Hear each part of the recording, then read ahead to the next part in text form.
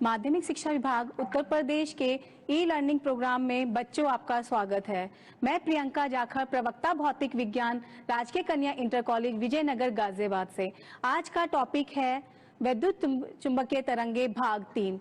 बच्चों, भाग 2 में हमने आपको कुछ गृह कार्य दिया था जिसके उत्तर निम्नवत हैं। जैसे क्वेश्चन नंबर 1, प्रश्न नंबर 1 में क्या है? एक समतल वैद्युत चुंबकीय तरंग में वैद्युत क्षेत्र 40 वोल्ट पर मीटर आयाम तथा 2 प्रति सेकंड आवृत्ति से दोलन करता है। वैद्युत क्षेत्र के कारण ऊर्जा का घनत्व कितना होगा? इसने हमें क्वेश्चन में क्या दिया है? हमें दिया है आयाम। विद्युत क्षेत्र का आयाम कितना है? E0 इक्वल टू बराबर 40 वोल्ट पर मीटर। पूछा क्या है? उसने हमसे पूछा है ऊर्जा का घनत्व, वैद्युत क्षेत्र के ऊर्जा का घनत्व। हमें क्या दिया गया है? ये E0 का वैल्यू दिया, मान दिया है। तो हम क्या करेंगे? E बराबर क्या होता है? E0 बटे √2। आगे क्या करेंगे? हमें घनत्व निकालना है। तो घनत्व के लिए क्या फॉर्मूला होता है? क्या सूत्र होता है? 1/2 एप्सिलॉन E स्क्वायर। ये E की जो वैल्यू होगी हम कहाँ पुट कर देंगे? यहाँ एप्सिलॉन क्या है? एक कांस्टेंट है। इसकी वैल्यू, इसका मान हमें पता ही होता है। क्या हो जाएगा? 1/2, ये स्क्वायर हुआ, ये वर्ग है, तो यहाँ से क्या निकल कर आएगा? 2 और 2 जब गुना होंगे तो क्या हो जाएगा? 4। एप्सिलॉन E0 की पावर 2 मान रखने के बाद क्या आंसर आएगा? 3.54 गुना 10 की घात -9 जूल पर मीटर क्यूब। प्रश्न नंबर 2, 5 मेगाहर्ट्ज आवृत्ति वाली किसी रेडियो तरंग दैर्ध्य ज्ञात कीजिए। क्या पूछा है उसने? दिया क्या है? हमें दिया है आवृत्ति। आवृत्ति क्या है? f बराबर दिया है 5 मेगाहर्ट्ज। मेगाहर्ट्ज में दिया है तो हम क्या करेंगे? इसको हर्ट्ज में चेंज करेंगे। जब इसको बदलेंगे तो क्या होगा? 10 की घात 6 से हम क्या कर देंगे? मल्टीप्लाई कर देंगे, गुना कर देंगे। हमें निकालना क्या है? तरंग दैर्ध्य। तरंग दैर्ध्य जब हम निकालेंगे तो क्या फॉर्मूला होता है? क्या सूत्र होता है? C/F। यही सूत्र क्यों लगाएंगे? क्योंकि हमारे पास है क्या? आवृत्ति है, बाकी तो हमारे पास कुछ चीज है नहीं। तो C का मान हमें पता होता है। ये क्या है? प्रकाश की चाल। और F हमें दिया है, तो इसको वैल्यू रख के, इसका मान रखकर हमारे पास आंसर आ जाएगा 60 मीटर। नेक्स्ट प्रश्न है प्रश्न नंबर 3। निर्वात में एक विद्युत चुंबकीय तरंग के चुंबकीय क्षेत्र वाले भाग का आयाम, हमें क्या दिया है? चुंबकीय क्षेत्र वाले भाग का आयाम दिया है। तो आयाम कितना दिया है? नोट कर लिया। D0 बराबर 510 टेस्ला। तरंग के विद्युत क्षेत्र वाले भाग का आयाम क्या होगा? चुंबकीय क्षेत्र का आयाम दिया है, पूछा किसका है? विद्युत क्षेत्र के आयाम का। इसका फॉर्मूला हमें पता है, वैल्यू पुट करेंगे, मान रख देंगे, आंसर आ जाएगा हमारे पास 153 गुना 10 की घात 9 न्यूटन पर कूलाम। अगला प्रश्न है प्रश्न नंबर 4। एक रेडियो स्टेशन का आवृत्ति बैंड कितना है? 6 मेगाहर्ट्ज से 8 मेगाहर्ट्ज है। इसका तरंग दैर्ध्य बैंड ज्ञात कीजिए। क्या दिया है हमें? आवृत्ति बैंड दिया है, F1 और F2 हमने यहाँ लिख दिया। मेगाहर्ट्ज है, हर्ट्ज में चेंज कर लेंगे। हमें क्या निकालना है? तरंग दैर्ध्य बैंड निकालना है। तो क्या होगा? λ1 और λ2 निकालेंगे, सेम जैसे पहले क्वेश्चन में लगाया था फॉर्मूला। C/F का फॉर्मूला लगा के सॉल्व करेंगे तो क्या आएगा? λ1 आ जाएगा, जब इसको सॉल्व करेंगे तो 50 मीटर आ जाएगा, और λ2 क्या आ जाएगा? 37.5 मीटर। तो बैंड कहां से कहां तक हो जाएगा? 37.5 मीटर से 50 मीटर तक। अगला क्वेश्चन है क्वेश्चन नंबर 5। एक समतल वैद्युत चुंबकीय क्षेत्र में वैद्युत क्षेत्र का आयाम 100 वोल्ट है। तरंग की तीव्रता ज्ञात कीजिए। क्या निकालना है? हमें तीव्रता निकालनी है, I निकालना है। दिया क्या है? क्या दिया है? विद्युत क्षेत्र का आयाम दिया है। क्या दिया है? E0। तो क्या हमें तीव्रता का फॉर्मूला हमें पता है, सूत्र पता है। ये सूत्र होता है जिसमें 1/2 कांस्टेंट है, एप्सिलॉन नॉट ये भी कांस्टेंट है, इसकी वैल्यू पता होती है, मान पता होता है। E0 कितना दिया है 100 वोल्ट, वैल्यू रख दी। C का मान क्या होता है, प्रकाश की चाल, रख दिया। इसको जब सॉल्व करेंगे तो आंसर आता है 13.275 वॉट पर मीटर स्क्वायर। बच्चों जो थर्ड पार्ट है, उस थर्ड पार्ट में तीसरे भाग में हम क्या क्या पढ़ेंगे उसको थोड़ा सा देख लेते हैं। हम क्या क्या पढ़ने वाले हैं थर्ड भाग में। अभी तक तो आपने गृह कार्य डिस्कस किया था, तो तीसरे भाग में हम क्या देखने वाले हैं, वैद्युत चुंबकीय तरंगों के गुण देखने वाले हैं, वैद्युत चुंबकीय स्पेक्ट्रम देखने वाले हैं। याद करने का इनको तरीका, ये बहुत सारे, ये इसमें 7-8 रेज होती हैं, जैसे 7 रेज हैं, स्पेक्ट्रम बनता है। तो इसको याद करने के लिए हमने कुछ ट्रिक्स यूज किए हैं, तो उसको भी देखने वाले हैं। प्रमुख वैद्युत चुंबकीय तरंग देखने वाले हैं। गृह कार्य लास्ट में आपको गृह कार्य रहेगा, उसको देखेंगे। सबसे पहले हमारा क्या था, वैद्युत चुंबकीय तरंगों के गुण, इसकी प्रॉपर्टी क्या है, इसकी विशेषता क्या है, हम इसको एक ट्रिक से याद करेंगे। अगर वो ट्रिक हमें हमेशा याद रहेगी तो हम इसकी प्रॉपर्टी कभी नहीं भूलेंगे कि इसकी प्रॉपर्टी है क्या। ये इलेक्ट्रोमैग्नेटिक वेव है, वैद्युत चुंबकीय तरंगे, तो हम याद कैसे करेंगे। एक सेंटेंस है, अणु उदास थी, प्रकाश और ऊर्जा ने उसको वेल किया। अणु का मतलब अनुदैर्ध्य, अणु का मतलब अनुप्रस्थ, यह कैसी होती है, अनुप्रस्थ तरंग होती है। उदास का मतलब उदासीन, यह उदासीन होती है। आगे क्या है, प्रकाश, मतलब ये प्रकाश की चाल से गमन करती है।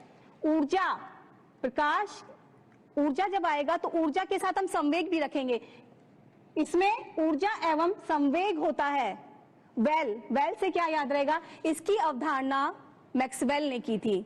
हमें एक लाइन से ये याद हो जाएगा कि इसकी 5 विशेषताएं हमें याद हो जाएंगी। कैसे, अणु उदास थी, प्रकाश और ऊर्जा ने उसको वेल किया। अणु का मतलब अनुप्रस्थ, उदास का मतलब उदासीन, प्रकाश का मतलब प्रकाश की चाल से, ऊर्जा का मतलब ऊर्जा के साथ संवेग लाएंगे, ऊर्जा और संवेग होता है वेल, वेल का मतलब मैक्सवेल। किसने इसको दिया था, प्रतिपादित किया था मैक्सवेल ने। विद्युत चुंबकीय स्पेक्ट्रम, स्पेक्ट्रम क्या है, विद्युत चुंबकीय स्पेक्ट्रम में होता क्या है। अलग अलग साइंटिस्ट ने बहुत सारी रेस को, वेव्स को खोजा, तो ये जो वेव्स है इनमें कुछ चीजें समान थी, उन समान गुणों की वजह से इनको एक ही साथ रखा गया, उसको बोलते हैं स्पेक्ट्रम। तरंगों के समूह को क्या बोला जाता है, स्पेक्ट्रम। इलेक्ट्रोमैग्नेटिक वेव, विद्युत चुंबकीय तरंगों में जो वेव्स हैं वो है 7 तरह की वेव्स। कौन कौन सी हैं वो भी हम याद करने का तरीका बहुत इजी बताएंगे आपको। अभी देख लेते हैं कौन कौन सी होती हैं। गामा रेस, एक्स, अल्ट्रावायलेट, पराबैंगनी, विजिबल लाइट दृश्य तरंगे, इंफ्रारेड अवरक्त, माइक्रोवेव सूक्ष्म तरंगे, रेडियो, दीर्घ भी बोलते हैं, रेडियो तरंगे या दीर्घ तरंगे। माइक्रो को सूक्ष्म बोलते हैं, ये दीर्घ। इसमें हमने एक चीज नीचे दिखाई गई है, वेवलेंथ, तरंग दैर्ध्य कैसे बढ़ रहा है, ऐसे बढ़ रहा है, और आवृत्ति कैसे बढ़ रही है, दोनों आपस में कैसे होते हैं, व्युत्क्रमानुपाती होते हैं। मतलब तरंग दैर्ध्य बढ़ेगा तो आवृत्ति घटेगी। इसमें जो ये पोर्शन है, विजिबल लाइट के दृश्य तरंगों के इधर वाला पोर्शन भी इनविजिबल होता है, अदृश्य होता है। हमारी आईज उसके लिए सेंसिटिव होती है, हम लोग नहीं देख पाते। दृश्य तरंग के इधर वाला भाग भी हम लोग नहीं देख पाते हैं, उसको भी क्या बोलते हैं, इनविजिबल, अदृश्य। जो ये विजिबल वाला होता है वो केवल क्या होता है, दृश्य तरंगे कौन सी होती है, जिनको हम देख पाते हैं, जो जहां ये दिखाया गया है, जिसके बारे में हमने पढ़ा है। ये किससे याद करने का तरीका था, विब की ओर, रेनबो। आगे देखते हैं, इसमें क्या था कि ये जो सारी तरंगे हैं इनकी कुछ प्रॉपर्टीज हैं, क्या विशेषताएं और एक्स्ट्रा, वो तो 5 प्रॉपर्टीज बताई गई थी कि कितना तरंग दैर्ध्य होगा, कितनी आवृत्ति होगी, कैसे उत्पन्न हुई होंगी, क्या गुण है, कैसे पहचानेंगे। तो ये सारी कुछ प्रॉपर्टीज के लिए एक टेबल बनाई गई है। इस टेबल में एक सारणी में हम देख लेते हैं, जैसे रेडियो तरंगे हैं तो इसका तरंग दैर्ध्य क्या है, कम होगा, तरंग दैर्ध्य ज्यादा होगा, कितना, 0.1 मीटर से ज्यादा होगा। तरंग दैर्ध्य। ये किससे होता है, कैसे बनाई जाती है, कैसे पैदा होती हैं? एरियल से। एरियल में जो इलेक्ट्रॉन का द्रुत त्वरण या मंदन होता है, मतलब अगर आप इसको सिंपल लैंग्वेज में समझना चाहें, कोई सर्किट है, अगर उस सर्किट में L और C जुड़ा हुआ है, इंडक्टेंस और कैपेसिटेंस है, उससे जो तरंगे निकलते, जो दोलन होता है, उसके दोलन से ये तरंगे निकलती हैं। और इसका संसूचन कैसे कर सकते हैं, कैसे पहचान सकते हैं? अभी ग्राहक के एरियल से पहचान सकते हैं। दूसरा आ जाता है सूक्ष्म तरंगे। सूक्ष्म तरंगे क्या होता है? जो वेवलेंथ होती है, तरंग दैर्ध्य होता है, वो कहां से होता है? 0.1 मीटर से 1 मिलीमीटर। कितना होगा? अगर अब हमें इसकी आवृत्ति भी निकालनी है तो आवृत्ति कैसे निकालेंगे? फॉर्मूला हमारे पास है F बराबर C बटे लैम्डा। इसको रखो, लैम्डा नीचे रखा, C की वैल्यू हमें पता है, प्रकाश की चाल, तो F का मान आ जाएगा। इसकी आवृत्ति और इसकी भी आवृत्ति हमें पता चल जाती है। ये कैसे उत्पादन होता है? क्लेस्ट्रॉल या मैग्नेट्रॉल वॉल से, या एक होता है डायोड गन। डायोड गन से भी ये उत्पादन होता है इसका। इसको कैसे पहचानेंगे? पहचानते कैसे है? बिंदु संपर्क डायोड से। बिंदु संपर्क डायोड होता है, उससे इसको पहचाना जाता है। अगर हम पूछे रेडियो तरंगे कहाँ यूज होती हैं, हमारे जो डेली लाइफ में हम रेडियो तरंगों का बहुत यूज है। जैसे आप क्या देखते हैं, उपयोग कहाँ कहाँ है? टेलीविजन को देखने में। टेलीविजन पर जो भी सिग्नल आते हैं वो किसकी वजह से आते हैं? रेडियो तरंगे। FM सुनते हैं, वो किसकी वजह से सुन पाते हैं? रेडियो तरंगे। अगर हम सूक्ष्म तरंगे, इसको माइक्रोवेव भी बोलते हैं। ये माइक्रो आजकल हम घर में बहुत एक एपरेटस है जिसको हम यूज करते हैं, एक अवन है, जो अवन को क्या बोलते हैं? माइक्रोवेव। माइक्रोवेव में क्या होता है? खाना पकाने के भी काम आता है। कुछ चीजें हम बनाते हैं तो वो क्या होता है? इलेक्ट्रॉनिक गैजेट जिसको बोलते हैं, वो क्या है? माइक्रोवेव। घर में भी यूज होता है। और इसको कम्युनिकेशन में, जैसे कोई अगर फ्लाइट जा रही है तो उससे जो सिग्नल लेने होते हैं वो कहां से पता चलते हैं? सूक्ष्म तरंगों से पता चलते हैं। बहुत यूज करते हैं इसको भी हम। नेक्स्ट आती है अवरक्त तरंगे। अवरक्त तरंगे होता है इंफ्रारेड। इंफ्रारेड तरंगे वो होती हैं, मतलब जो बॉडी जिनमें जो बहुत तेज गर्म होती है। जैसे कोई भी, चाहे एनिमल हो चाहे ह्यूमन बीइंग हो, वो कौन सी रेज को निकालते रहते हैं? वो अवरक्त तरंगे, इंफ्रारेड तरंगे उनसे निकलती रहती हैं। जैसे इसका तरंग दैर्ध्य अगर देखें तो कहां से कहां तक होगा? 1 मिलीमीटर से 700 नैनोमीटर तक होता है। अगर इसकी फ्रीक्वेंसी निकालनी है, आवृत्ति निकालनी है, तो आप इसी फॉर्मूले से निकाल सकते हैं। ये कहां से पैदा होती है? परमाणु एवं अणुओं के कंपन से। इनका जो दोलन होता है, जो कंपन होता है अणुओं या परमाणु के, उससे ये उत्पन्न होती हैं। कैसे इसको देख सकते हैं? सबसे सिंपल है फोटोग्राफिक प्लेट। फोटोग्राफिक प्लेट से हमें पता चल जाता है कि ये, इसको पहचान लेते हैं कि यहाँ पर ये तरंगे निकल रही हैं। जैसे बोलोमीटर से भी हम यहाँ इसका संसूचन कर लेते हैं। नेक्स्ट है प्रकाश तरंगे। प्रकाश तरंगे कौन सी होती है? लाइट। ये उत्पन्न कहाँ से होती है? कोई भी जो बॉडी प्रकाश उत्पन्न करती है, जैसे सन से लाइट मिलती है, तो वो कौन से तरंगे हैं? विजिबल। लेकिन उसमें बहुत सारी तरंगे होती हैं, उसका कुछ ही पार्ट हम देख पाते हैं। जो छोटा सा पार्ट हम देख पाते हैं उसको क्या बोलते हैं? विजिबल। वो क्यों, क्या होता है? इसकी जो वेवलेंथ होती है, ये इस पर तरंग दैर्ध्य पर डिपेंड करता है। जैसे इसकी तरंग दैर्ध्य कितना है? 700 न्यूटन मीटर से 400 नैनोमीटर। 700 नैनोमीटर से 400 नैनोमीटर। इसमें क्या होता है कि किसी चीज को अगर देखना है तो यही तरंगे काम आती हैं। पैदा कैसे होती हैं? परमाणुओं में इलेक्ट्रॉन एवं उच्चतर ऊर्जा स्तर से निम्न ऊर्जा स्तर से संक्रमण करते हैं। मतलब परमाणु में जब क्या होता है, इलेक्ट्रॉन कहां से अपर स्टेट से लोअर स्टेट में आते तो एक एनर्जी निकलती है। जो एक्स्ट्रा एनर्जी होती है वो जिस फॉर्म में निकलती है वो विजिबल लाइट होती है। परमाणुओं में इलेक्ट्रॉन जब उच्चतर ऊर्जा स्तर से निम्नतर ऊर्जा स्तर तक आते हैं, अपर लेयर से लोअर स्टेट में आते हैं, तो क्या ये एनर्जी निकलती है, ये तरंगे निकलती हैं। हम इसको पहचान कैसे सकते हैं? मानवीय नेत्र से हम पहचान सकते हैं, फोटोग्राफिक फिल्म से भी हम इसका संसूचन कर सकते हैं। नेक्स्ट आती है पराबैंगनी तरंगे, इसको बोलते हैं अल्ट्रा वायलेट रेड। बहुत हार्मफुल होती हैं ह्यूमन बॉडी के लिए, लेकिन इसका यूज भी बहुत जगह होता है। जैसे इसका जो तरंग दैर्ध्य है वो क्या है, 400 नैनोमीटर से 1 नैनोमीटर। मतलब इसका अगर आपको आवृत्ति निकालनी है तो आप इस फॉर्मूले से निकाल सकते हैं। ये होता कैसे है, ये बनता कैसे है।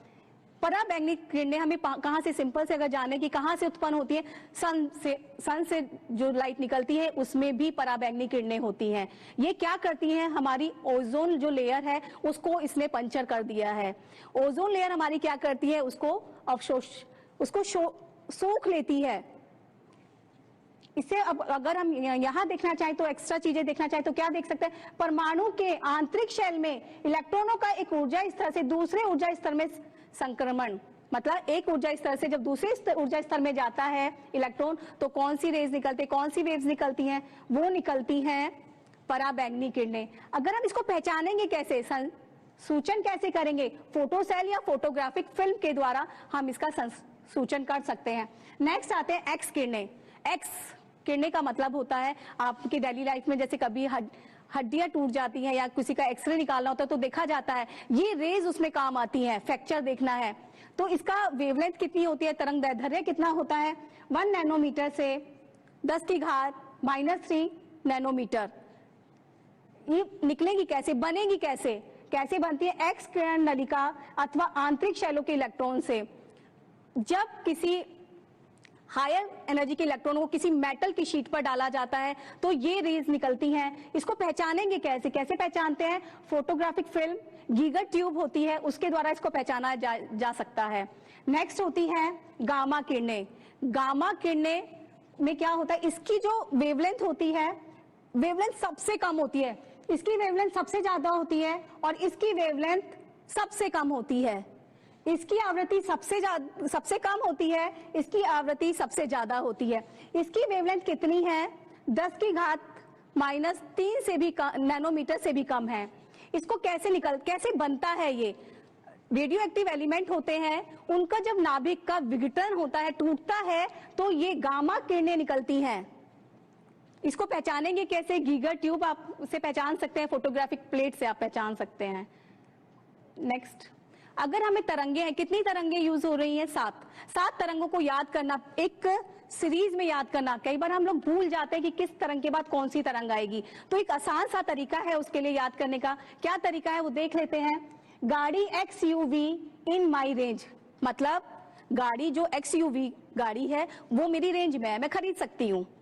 तो कैसे, गाड़ी का मतलब क्या हुआ, गामा रेज, एक्स का क्या हुआ, एक्स रे, यू का क्या हुआ, अल्ट्रावायलेट रेज, वी का क्या हुआ, विजिबल रेज, इनका क्या हुआ, इंफ्रारेड रेज, माई का हुआ माइक्रोवेव, रेंज का क्या हुआ, रेडियो वेव्स। जैसा कि देखा था गामा रेज, कोई एक्सरे होता है तो कौन सी रेज आती है, एक्सरे। सन से जो रेज आती हैं, ओजोन लेयर मोस्टली उसको हमारा सोख लेता है, वो क्या होती हैं, या कभी आप वेल्डिंग में, जो वेल्डिंग से जो चिंगारियां निकलती हैं वो भी क्या होती हैं, अल्ट्रा वायलेट रेज होती हैं। ये क्या है, विजिबल रेज, जिसको हम विबग्योर से याद रखते हैं। कोई भी हॉट बॉडी है, तापमान बहुत अधिक है उसका, तो वो कौन सी रेज निकालती है, इंफ्रारेड। ये क्या है, माइक्रोवेव, जो हमारे घरों में यूज होता है खाना बनाने के लिए। ये क्या है, रेडियो नाम से ही आपको समझ में आ रहा होगा, सिग्नल जो टीवी में या रेडियो में जो भी सिग्नल आते हैं हमें, वो कहां से आते हैं, रेडियो वेव से आते हैं। अब ये देख लेते हैं कि कौन सी तरंग की किसने खोज की। इसको देखने के लिए भी एक ट्रिक है, उस ट्रिक को देख लेते हैं कैसे, किस किरण की, किस तरंग की किसने खोज की। ये याद करने के तरीके से हम समझेंगे कि कैसे याद रखा जाए। दीर्घ तरंगे, रेडियो तरंगे भी बोलते हैं, तो इसको कैसे याद रखेंगे, मार्कोनी ने इसकी खोज की थी, तो कैसे याद रखें, दीर्घ का मतलब बड़े लोगों को मान नहीं देते। मतलब बड़े लोगों को, आजकल के बच्चे कैसे हैं जो बड़े लोगों को क्या नहीं देते, मान नहीं देते। पूरा सेंटेंस एक बार पढ़ देते हैं तो इजी रहेगा। बड़े लोगों को मान नहीं देते, छोटों को हर्ट करते हैं। अवरक्त और हर्षेल को नए दृश्य पर राइटर ने कहा, ऐसे रंग खेल के बेकार हैं। कैसे, जो रेड कलर से है, वो बताएंगे आपको कि किरण, तरंगे और किसके बारे में, साइंटिस्ट के बारे में। जैसे दीर्घ किरण, रेडियो तरंगे। दीर्घ का मतलब बड़े, बड़े लोगों को मान नहीं देते। बड़े लोगों को क्या नहीं देते, मान। मान का मतलब मार्कोनी, बड़े लोगों को मान नहीं देते। किसने खोज की, बड़े दीर्घ तरंगों की खोज की, मार्कोनी। दूसरा है सूक्ष्म किरणें, किसने खोज की, हर्ट्ज ने। कैसे याद रखा, छोटों को क्या करते हैं, हर्ट करते हैं। छोटों को मतलब छोटी तरंगों को किसने खोज की, हर्ट्ज ने खोज की। अगर हम तीसरा देखें, अवरक्त किरणें, किसने खोज की, हर्शेल ने। हर्शेल ने जो खोज की, तो उसको कैसे याद किया, अवरक्त और हर्शेल को, अवरक्त और हर्शेल को। दृश्य किरणें, हमने इसको यहां पर किसने खोज की, न्यूटन ने। इसको पलट कर लिखा है नए दृश्य। नए दृश्य का मतलब, नए का मतलब न्यूटन और दृश्य का मतलब क्या है, दृश्य किरणें। आगे देखिए, पराबैंगनी किरणें, किसने खोज की, रिटर ने। क्या लिखा है, पर राइटर ने। नए दृश्य पर राइटर ने। पर का मतलब पराबैंगनी और राइटर का मतलब है रिटर। राइटर से याद रखेंगे रिटर। रिटर ने कहा ऐसे रंग, ऐसे का मतलब एक्स किरणें, रौंजन का मतलब होता है रंग। रंग से क्या रहेगा, रौंजन। खेल के बेकार है, खेल का मतलब गेम होता है, गेम का मतलब गामा।